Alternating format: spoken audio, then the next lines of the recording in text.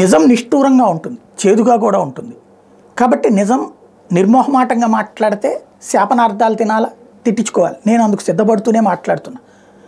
ఇప్పుడు పవన్ కళ్యాణ్ గారు నిన్న తాజాగా ఉపన్యాసం ఇచ్చారు. ఇందులో ఒక పాయింట్, ఇసుక కొల్లగొట్టిన దొంగ జగన్. ఎస్, ఇసుక ఒక సంస్థకి ఇచ్చాడు, 750 కోట్లు రాష్ట్రానికి ఇచ్చి మిగతా తను తిన్నాడు. గుడ్.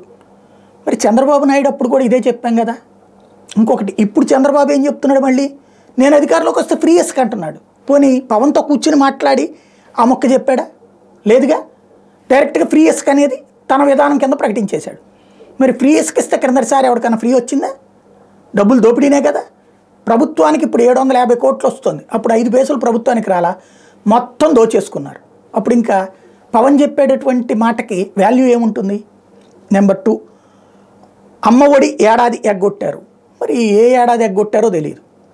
సరే, ప్రజలకి చంద్రబాబు నాయుడు అసలు అమ్మఒడి అనేది లేదు కదా, ₹1 కూడా ఇవ్వలేదు కదా.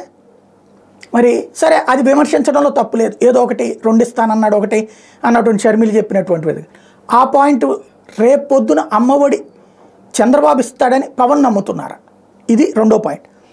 మూడోది వచ్చేటప్పటికి సిపిఎస్కి ఏడాదిలోగా పరిష్కారం. ఏం పరిష్కరిస్తారు చెప్పండి ప్రజలకి స్పష్టంగా.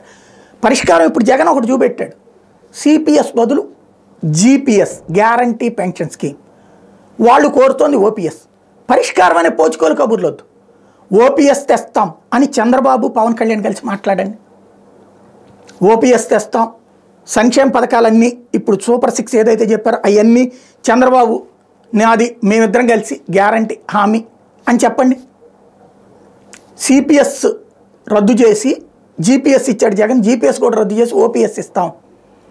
మద్య నిషేధం చేస్తాం, ఎందుకంటే మద్య నిషేధం గురించి కూడా చేస్తున్నామని చెప్పి జగన్ ఎగ్గొట్టాడు. మేము వస్తే మద్య నిషేధం చేస్తాం, సిపిఎస్కి పరిష్కారం కాదు ఓపీఎస్ తెస్తాం. అట్లాగే ఇసుక ఖచ్చితంగా ఉచితం కాదు, దానికి జనానికి అందేటట్టు చేస్తాం. ఇవి కదా చెప్పాల్సింది. లాజిక్ మిస్ అవుతోంది. కేవలం విమర్శిస్తున్నాం కానీ పరిష్కారాలు లేవు మన దగ్గర. అది ఇక్కడ మిస్ అవుతున్నటువంటి పాయింట్.